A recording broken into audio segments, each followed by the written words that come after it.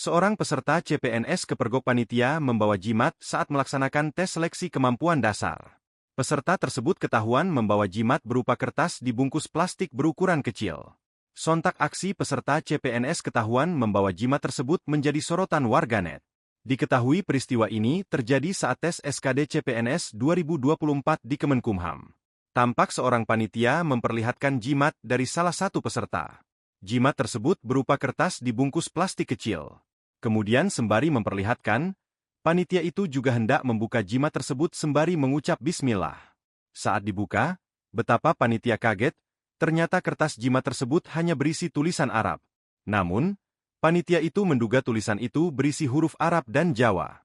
Dalam narasi video pengunggah mengimbau agar peserta percaya pada kemampuan diri sendiri bukan jimat.